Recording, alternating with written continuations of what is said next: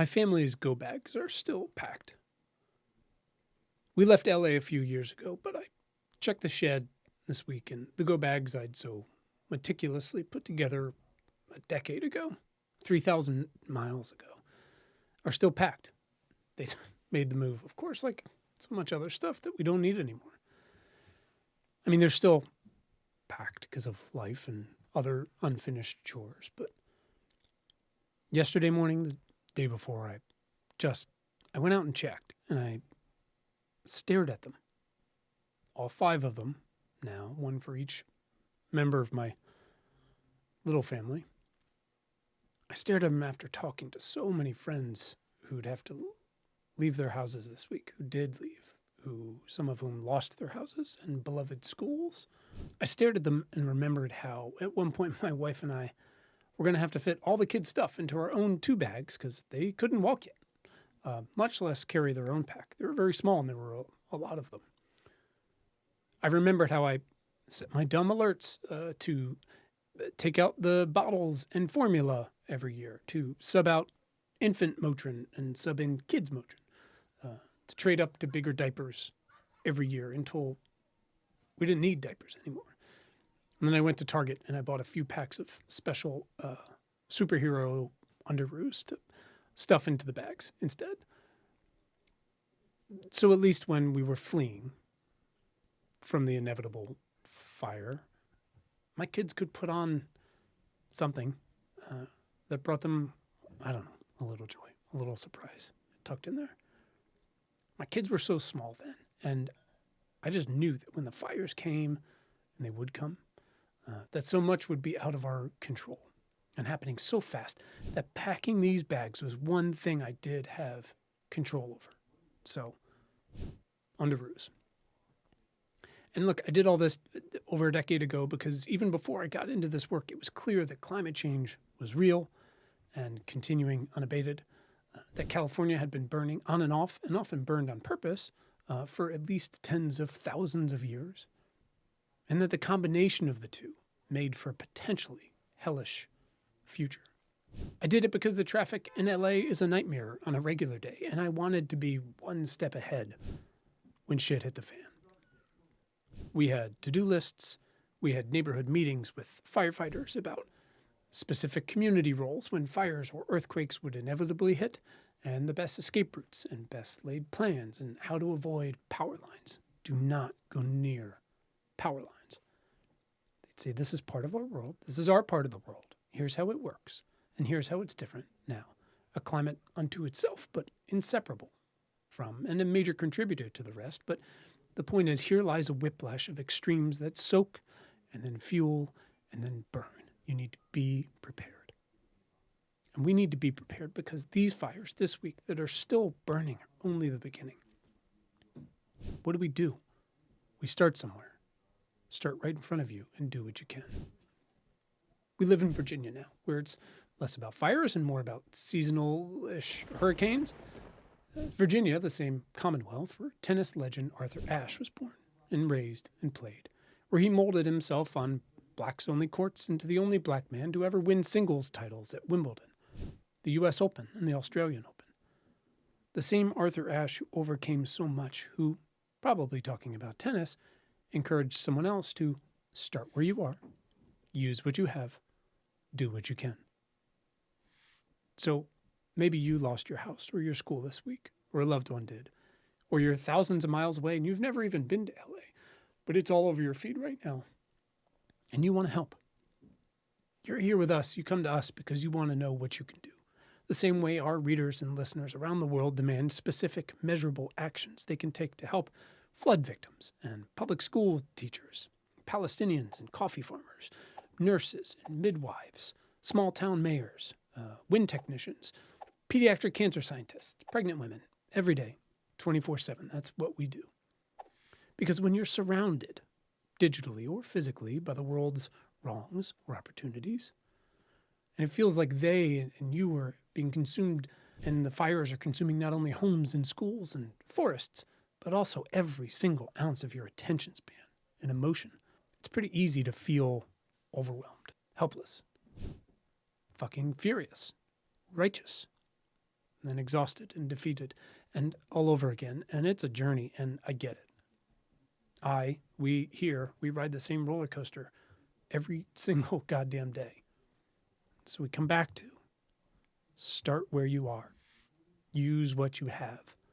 Do what you can. As hundreds and thousands of Angelenos flee their homes, understand that over 9 million other residents of LA County are still standing. A county more populous than 40 American states, where almost 40% of the population was born outside of the U.S., hosting the largest population outside their respective home countries for Mexicans, Koreans, Filipinos, Armenians, and Salvadorians, I'm pretty sure, and the largest U.S. concentrations of people born everywhere from Iran and Taiwan, South Africa, and Saudi Arabia. It's incredible to be a part of. But here's the catch. Not all, or even most of those millions of other residents can afford to help right now. LA is, after all, one of the most inequitable places on planet Earth. And that's why we need you to help fill the gaps. If you can afford to own a home in LA or even rent one without giving up more than 40% of your monthly income, sure, you're usually better off than most everyone else in the entire county, much less the world, right? You're definitely better off than the 75,000 people who were already homeless in LA County before this week. Usually better off because besides all the mansions and new money lost in places like the Pacific Palisades, homes to so many of the people who make the art we all consume every day and night, so many generational, historic Black homes, churches, and restaurants in places like Altadena have been lost too, many of which were recently deemed uninsurable. They were irreplaceable to families, generations. They all need help. And help is so much easier to give than you think, which is good, because we have to relearn how to help each other real fast. We have to relearn because the fires do not go out themselves, and the disaster does not end when they finally go out. It's just getting started. Not in a county where there is so little housing to start with, much less affordable housing, much less with hundreds of thousands of people who need somewhere to sleep tonight and tomorrow. Not in a county where public schools are already packed, teachers are underpaid, and student grades are suffering. Not in a county where so many areas were uninsurable before this week. So start where you are. Use what you have. Do what you can. The world won't unfuck itself. Choose one friend or family and become their advocate. America makes insurance and real estate and schools and healthcare and relief aid so complicated, no matter how wealthy you are or were. These people are in shock and have no clothes. They can't navigate these systems alone.